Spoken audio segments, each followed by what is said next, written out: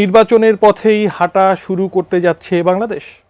ধন্যবাদ শশী, আমার সহ আলোচক তাজনুবা জাবিন এবং আমাদের দর্শক শ্রোতা সবাইকে সালাম।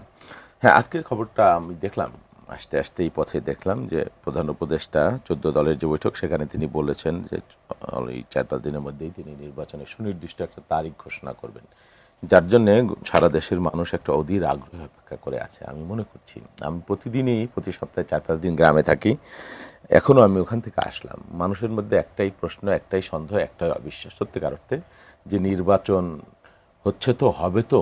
আমি বিশ্বাস করি যে প্রধান উপদেষ্টা যদি সত্যিকার অর্থেই তারিখটা সুনির্দিষ্টভাবে ঘোষণা করে দেন, মানুষের মধ্যে আস্থা তৈরি হবে এবং অনেক ধরনের সংকট থেকে আমরা মুক্তি পাব। শুধুমাত্র এই যে সামাজিক বিশৃঙ্খলা বা নৈরাজ্য এটাই না, শুধু এর বাইরেও ধরেন আমাদের অর্থনৈতিক গতিশীলতা বা আমাদের ব্যবসা বাণিজ্য সব ক্ষেত্রে সর্বব্যাপী যে একটা অস্থিরতা এবং 4-5 দিনের মধ্যেই যদি প্রকৃত অর্থেই নির্বাচনের তারিখ প্রধান উপদেষ্টা ঘোষণা করেন, জাতীয় ঐক্যমত্য কমিশনে যে সকল বিষয়গুলোতে এখনো দলগুলো ঐক্যমত্যে পৌঁছতে পারেনি, অন্যতম হলো পিআর পদ্ধতির নির্বাচন নাকি আগের পদ্ধতিতে নির্বাচন, আপনি কি মনে করছেন তাহলে খুব দ্রুতই পিআর পদ্ধতিতে নির্বাচন হবে কি হবে না এ বিষয়ে একটি ফলাফল আসতে যাচ্ছে? না, পিআর তো একটা নতুন ব্যবস্থা, টোটালি নতুন ব্যবস্থা। এই বিষয় সম্পর্কে এখনো বাংলাদেশের মানুষ ওয়াকিবহাল না, জানে না, অধিকাংশ মানুষ বুঝে না এবং এই বিষয় নিয়ে সব রাজনৈতিক দল একমত হতে পারেনি। এই বিষয়ে প্রধান উপদেষ্টা একটা সুস্পষ্ট বক্তব্য ছিল যে সংস্কারের যে সমস্ত বিষয়ে আমরা ঐক্যমত্য হব, সেই সব বিষয়ে একটা চার্টার তৈরি হবে, জাতীয় চার্টার, এবং পরবর্তী যে বিষয় থাকবে সেই বিষয়গুলো পরবর্তী সময়ের জন্য আমরা অপেক্ষা করব এবং আমরা আমাদের ম্যানিফেস্টোতে রাজনৈতিক দলগুলো আমরা দিয়ে দেব।